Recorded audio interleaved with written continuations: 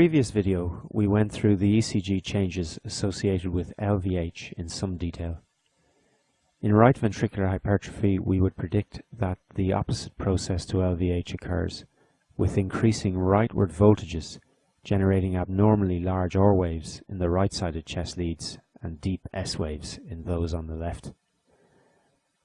While this pattern is seen, because of the dominance of the left ventricle in the formation of the QRS complex, the right ventricle has to enlarge to a very substantial degree to significantly alter QRS voltages in the chest leads.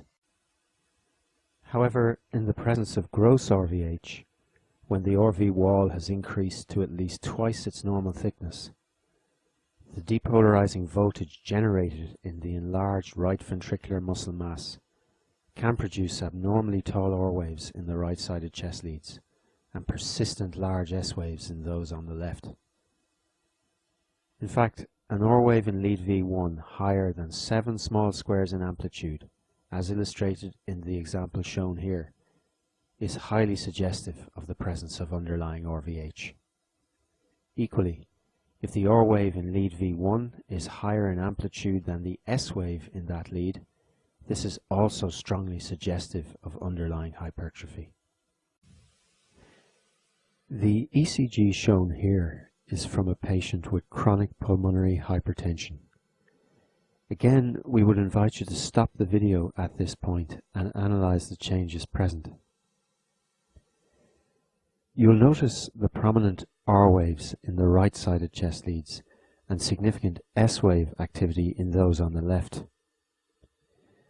When we examine lead V1, we find that the R wave is 2 large squares in amplitude, or 10 small squares, well above our limit of 7 small squares. This is consistent with underlying RVH. You'll also notice the T wave and ST segment changes present in this example. The ST segments are depressed below the isoelectric line, and the T waves are deeply inverted in the right precordial leads. These changes represent a right ventricular strain pattern secondary to hypertrophy and do not reflect any underlying acute ischemia. Before we move on, there is at least one further feature of interest on this ECG. Looking at the frontal leads, we note that lead 2 is isoelectric, giving 2 possible cardiac axes at right angles to this lead. As lead 3 is strongly positive and AVL negative, option B must be correct.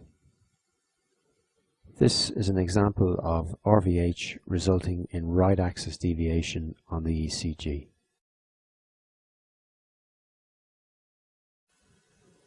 To complete our brief discussion of the ECG changes associated with RVH, it is worth mentioning that although there are other causes of a dominant R wave in lead V1 unrelated to hypertrophy, the V1 R wave voltage criteria we've just applied to this ECG have reasonable specificity.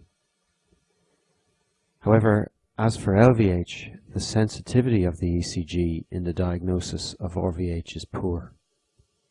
In fact, it is only possible to diagnose about 1/5 of RVH cases from ECG changes alone.